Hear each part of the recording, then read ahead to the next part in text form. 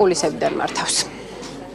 ბატონმა ივანიშვილმა განაცხადა, რომ მისი არასამთავრობო ორგანიზაცია იმუშავებს ეკონომიკის საკითხებზე, სოციალურ საკითხებზე და უსაფრთხოების საკითხებზე.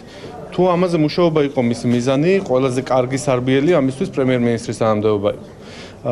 ის რომ მას არ აქვს კითხვები დღევანდელ ხელისუფლებასთან, არც ეკონომიკასთან დაკავშირებით, არც სოციალურ საკითხებთან დაკავშირებით, არც ერთ სხვა გადაწყვეტილებასთან დაკავშირებით, მათ შორის სოჩის ოლიმპიადაში მონაწილეობასთან დაკავშირებით, კიდევ ერთხელ ადასტურებს, რომ რეალურად ეს მთავრობა პირდაპირ დავალებებს ასრულებს ივანიშვილის. მნიშვნელოვანი გზავნილი იყო ის, რომ ადამიანი თulis რომ ყველა დაპირება, რომელიც მან მისცა საქართველოს მოსახლეობას უკვე შესრულებულია, ან რაღაცა დაპირებები, რომლებიც არ არის შესრულებელი, მათი შესრულება გადაიდო რაღაც თვალუსწინებელ მომავალში და კონკრეტულ წლებზე თარიღებს ეს ადამიანი არასახელებს.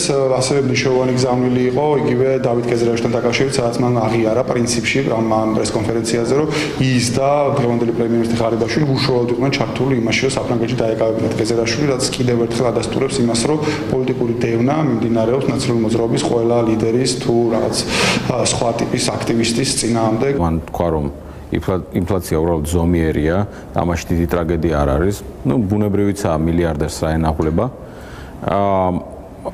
პრაქტიკულად ჩვენ ვერ მოვისმინეთ ის, რომ გაიხსნება ის საწარმოები, რომელსაც ასე უხვად პირდებოდა ბიძინა ივანიშვილი ქართველ ამომრჩეველს და არც ერთ დაპირებაზე, რომელიც მან თავის დროზე მიცა ქართველ ამომრჩეველს, მას დღეს არ აქვს კონკრეტული პასუხი. განსხვავებულია